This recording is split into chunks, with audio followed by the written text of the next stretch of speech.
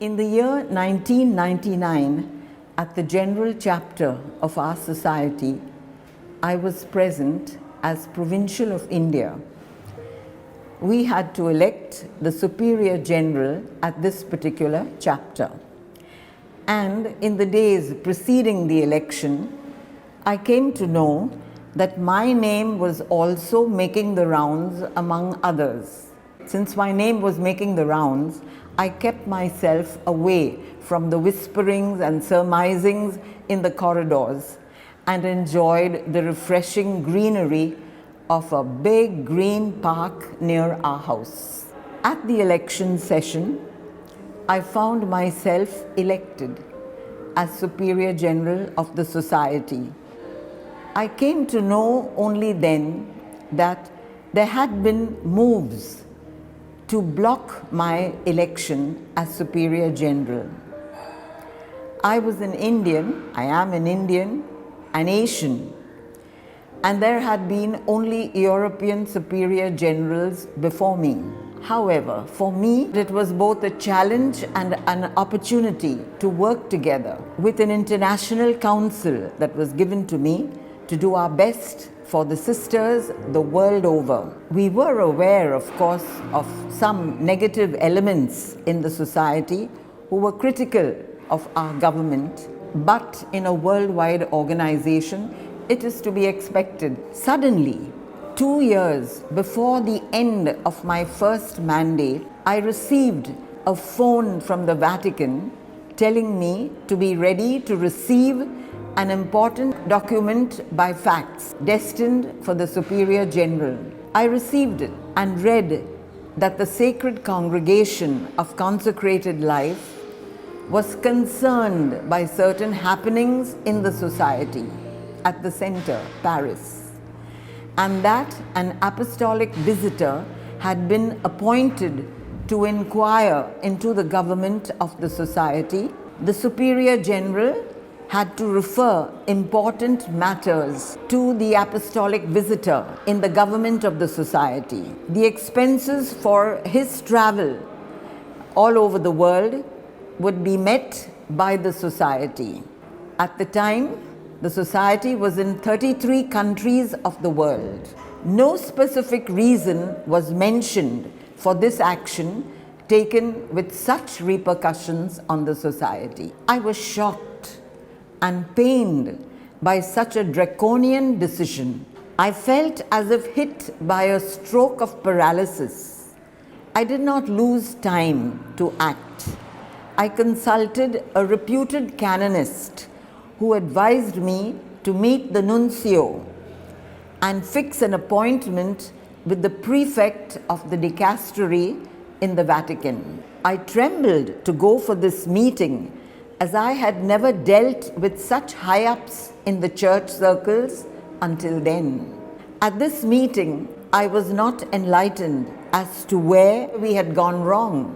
I was told that the visit was an occasion for us to improve and to do better, and that in the long run I would be happy to have had this visit. But I was not convinced. The only decision we made at that meeting was that since there was a problem of an educational institution in a part of the city of Paris, the apostolic visitor would confine his visit to the province of France and not touch the other provinces all over the world.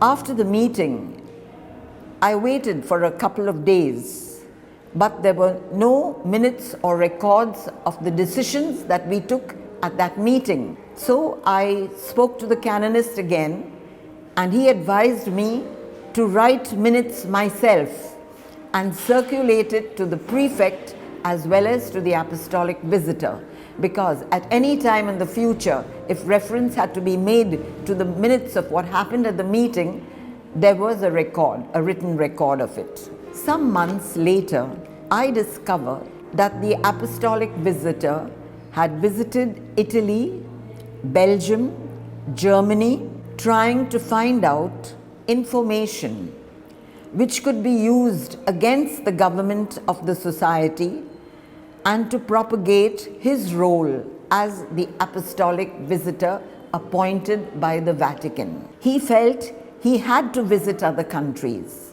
despite the decision that had been made with the prefect. I phoned the prefect immediately from Paris, reminding him of the decision that had been taken. Well, he listened, but he did not seem to care much and asked me to inform the apostolic visitor, whereas it was not my role to tell the apostolic visitor, it was his role. This tug of war between the Roman Curia and the Superior General continued with much strain and tension. Every time I felt I had to be so careful of what I said, to whom I said, how I said it. Some sisters, whom I knew very well since novitiate times, who were loyal to the society, told me that the apostolic visitor had made comments like, "What can these Asians coming to France teach us?" The apostolic visitor was keen on examining the finances of the society, lest an Indian superior general may take advantage and send money to the missions of India abundantly. Enclosing the notes in the folds of her sari, documents were examined and were found to be in order. And it was time for the next chapter to be held. To hold that chapter, a letter of convocation had to be sent, and the visitor was expecting that he would send the letter of convocation. But I could not allow him to do what I thought was absolutely my role. So I sent the letter. The nuncio and the apostolic visitor insisted on being present at the session of election of the Superior General.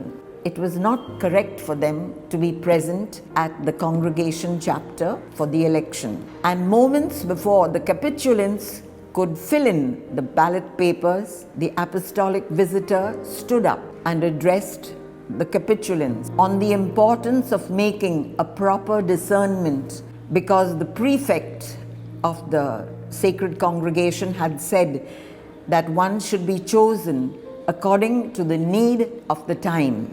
And so the election proceeded. The votes were counted.